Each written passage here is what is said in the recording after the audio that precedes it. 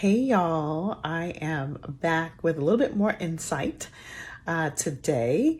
I had a commenter that shared that they have moved from apology to asking for forgiveness because it seemed that asking for forgiveness is a more meaningful and deep gesture. And so I actually do not disagree, but I am going to share why I think both matter.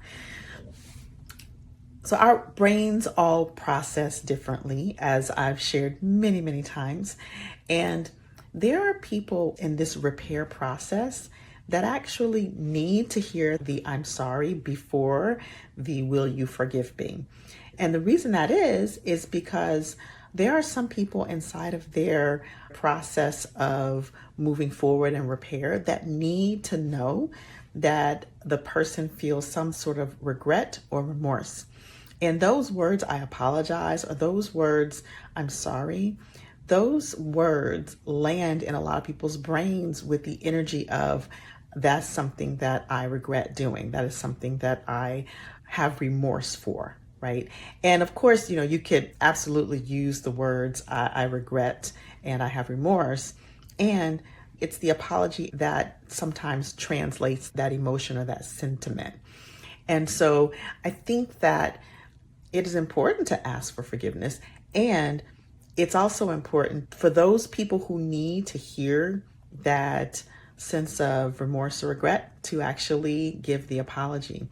And then there are some people who actually need for the impact to be acknowledged. So when I do my workshops on repair and rebuilding with organizations, I take them through a 5-step process.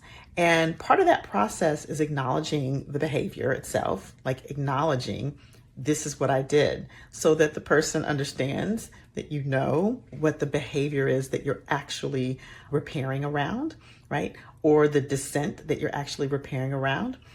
And then there is the impact. You want to get the impact, right? So this is the impact that it had on me. This is the impact that I imagine it may have had on you.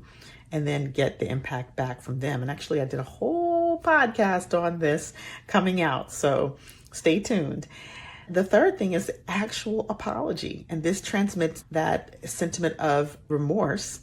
And then inside of that, you can ask for forgiveness. But even before you do that, there's what's the new commitment? What are you committed to moving forward? How will you change your behavior? How will you prevent this from happening again, right? And so when it comes to repair, sometimes people need to hear that apology. And then once you state that new commitment, at the end, you can ask for that forgiveness, right?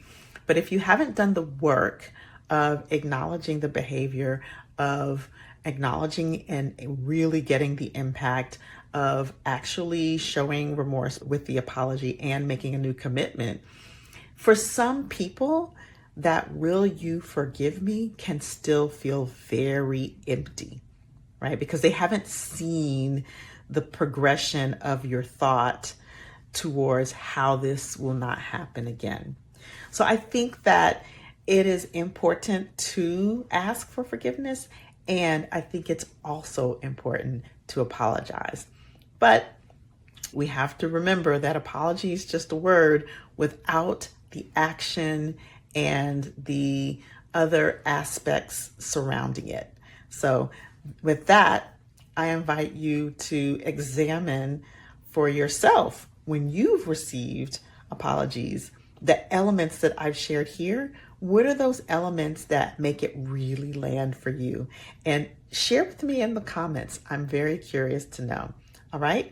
And of course, this is the work that I do on a day-to-day basis. So if you're in an organization and you're like, you know what, I want a workshop on this, or I want a training on this, please don't hesitate to reach out to me on LinkedIn, or you can visit my website, mindremappingacademy.com, so that you can schedule a time to speak with me about me coming into your organization, into your office, into your teams, and leading you through a process of repair and rebuilding to deepen the trust and deepen the psychological safety. Because that's what this, at the end of the day, is all about. When we repair trust, we repair safety, and we repair connection.